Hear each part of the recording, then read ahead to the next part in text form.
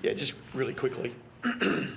Just wanted to, obviously tonight was a really important night for us as a football club. Carlton Respects has been a really important program for us since 2016, and to be able to play in games like tonight really sort of fit in the sweet spot around our purpose and how we wanted to continue to bring joy to people and inspire and create change. And obviously tonight made it really important because it obviously put front and centre the things we need to change and the things we need to get better as a society. And so it was a fantastic display from our football club tonight to be able to do that activation before the game itself. So the plan to come in here tonight was to try and get 200,000 and raise much needed funds for us to be able to continue that education process. And it looks like we've been able to achieve about 350,000 in very early days. It might end up being a little bit more than that.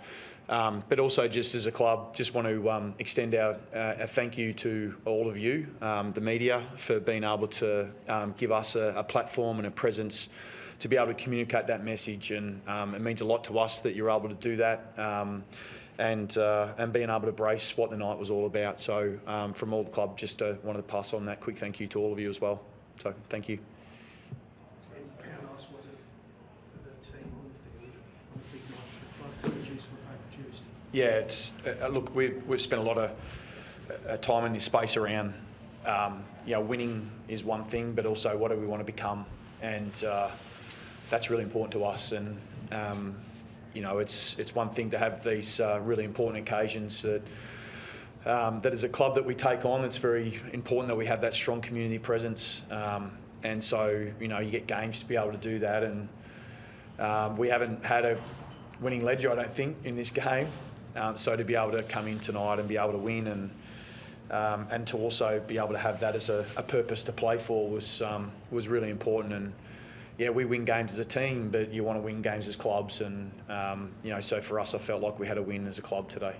You've spoken often about, players have spoken often about Carlton's identity.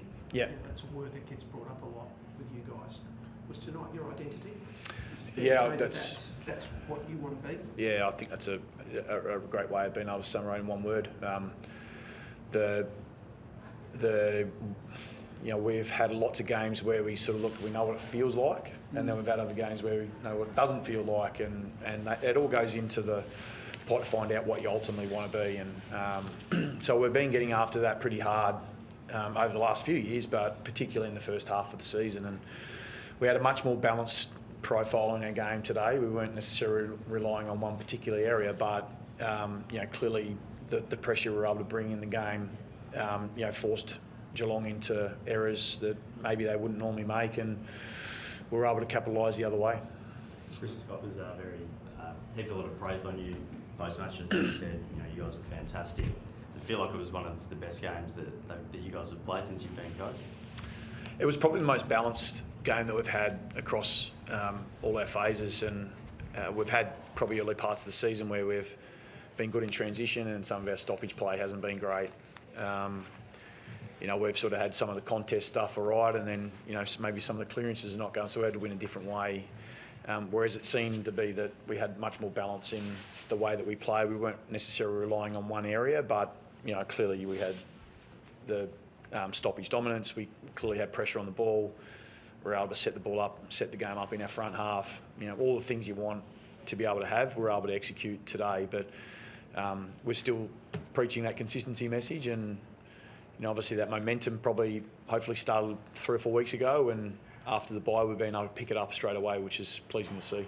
The emergence of Tom as one of the most dominant ruckmen in the league in the last month or so it must be a nice bonus in this period you're talking about as well. Yeah, it has, and there's been individuals that have stepped up, but more importantly, they've sort of got their roles done, and we've had a fairly settled lineup for the last little while as well. So that cohesion, connection, and then it gives you a chance to be able to go away at training and get better at things. And no doubt there's individuals, in Tom's case certainly that's been the case.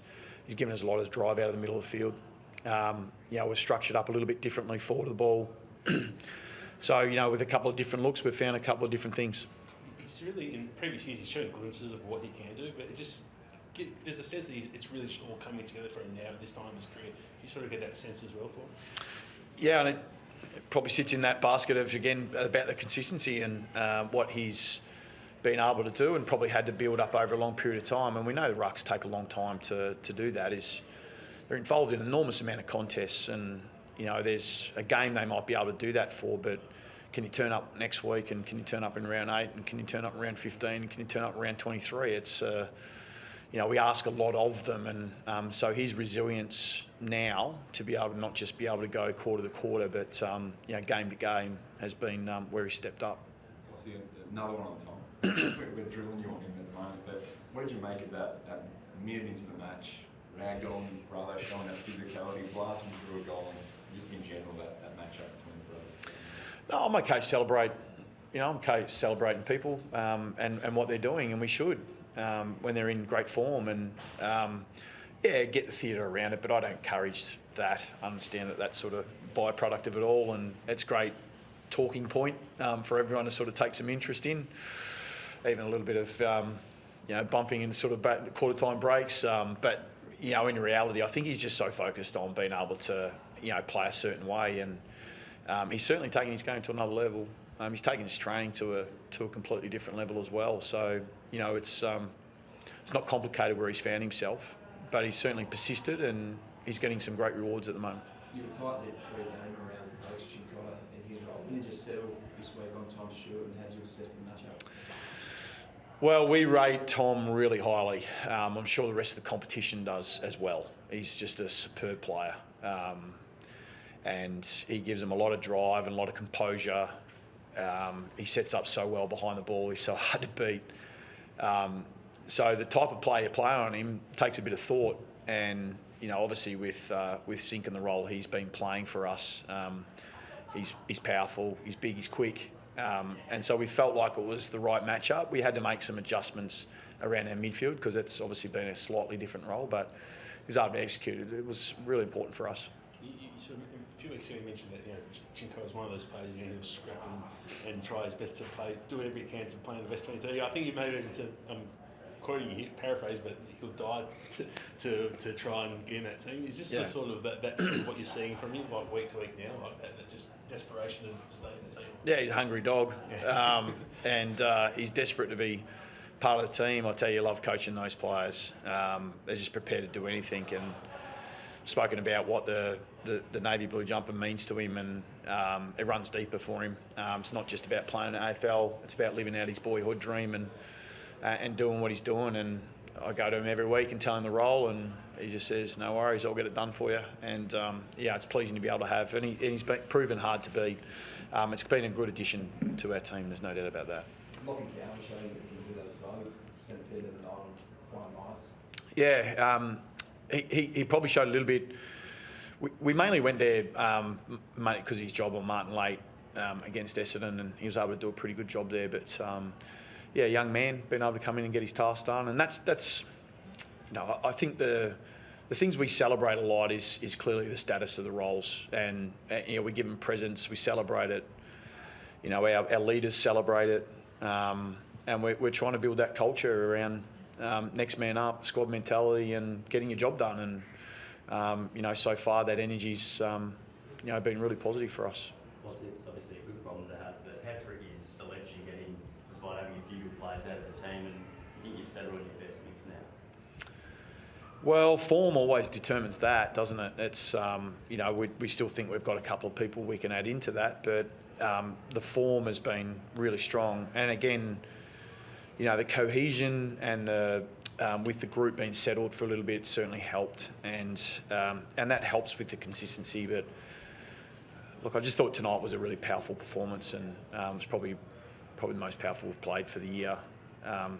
And so we're a settled side, and they're getting to work on themselves and getting some familiarity with the roles we're asking them to play. The way Tom combines tonight, especially with Cripper and Walsh, it's just such a powerful performance in that midfield core with those three. Is that sort of a mix in that part of the ground that you can see can really be, integral to your push towards September in the next couple of months? I think we've always seen it that way. Yeah.